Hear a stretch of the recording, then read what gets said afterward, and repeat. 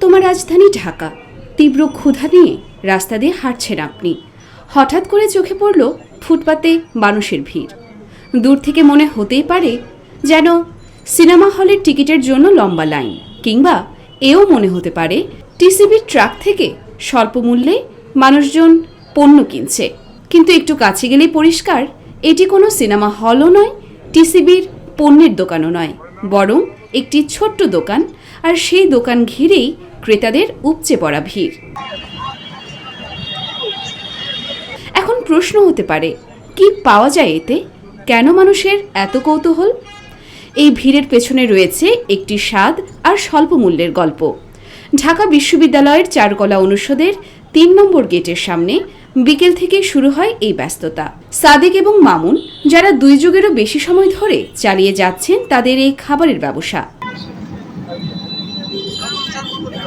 দোকানে বিক্রি হয় মচমচে চিকেন ফ্রাই, সাথে ফ্রেঞ্চ ফ্রাই আর আলুর চপ। প্রতিবার তেলে ডুবছে ৬০ থেকে ৮০ পিসের চিকেন, আর মুহূর্তেই সেটি শেষ হয়ে যাচ্ছে।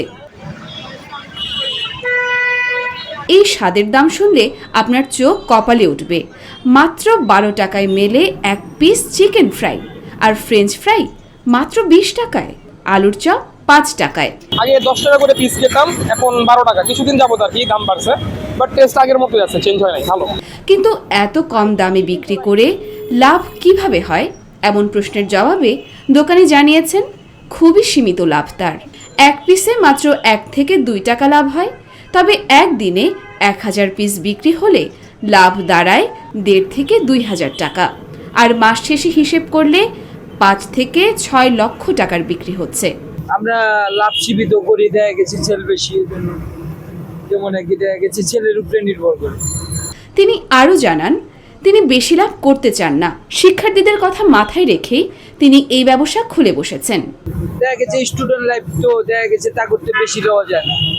দামে কম, স্বাদে ভালো, মূলত এই ২ কারণেই ২ যুগ ধরে ক্রেতাদের পছন্দের তালিকায় শীর্ষে রয়েছে এই দোকানটি। ২৫-২৬ বছর তখন ৫ টাকা ছিল চিকেন, তখন মুরগির দাম কম ছিল। সস্তায় সুস্বাদু চিকেন ফ্রাই খেতে চাইলে এই দোকান আপনার জন্যই। ভোজন রসিকদের ভিড়ই বলে দিচ্ছে এই দোকানের জনপ্রিয়তার গল্প। যদি আমি টেস্টের কথা যদি কম্পেয়ার করি, তাহলে খুব একটা ডিফারেন্স পাই না, হবে 7-8 এরকম একটা ডিফারেন্স থাকবে। ইয়োরমা শায়ের জাহান, দেশকাল নিউজ।